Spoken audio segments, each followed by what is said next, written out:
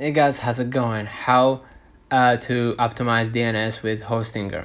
So first of all, log into Hostinger, of course, and have access to your account, and go to the DNS zone editor. Navigate to the domains section. You're gonna see right here domain portfolio, right? And you're gonna see this is your domains, right? And you can click manage, right?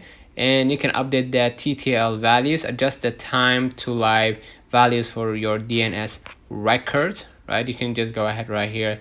Once you're on your domain page, select DNS and name servers from the left sidebar, and you're gonna see right here the DNS records, right?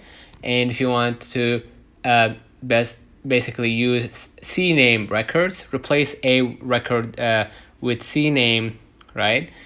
For subdomain to point them to your domain, to your main domain. As you can see right here, I don't have one, right? So add a record like TTL type of values for type name, content, and any other additional information required depending on the record type. Once it's done, click add record. Look, this is like a detailed guide for each record type, A, records, CNAME, MX, right? And implement a CDN, right? A CDN and content delivery network, which can improve loading times and reduce DNS lookup time.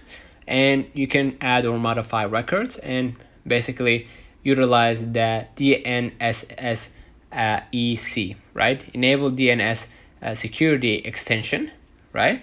And for added security and protect against DNS spoofing. So you can use one of these methods, right, in order to basically improve or basically optimize the DNS with Hostinger. So let me know in the comments if this video helped you. Don't forget to like and subscribe. Thank you for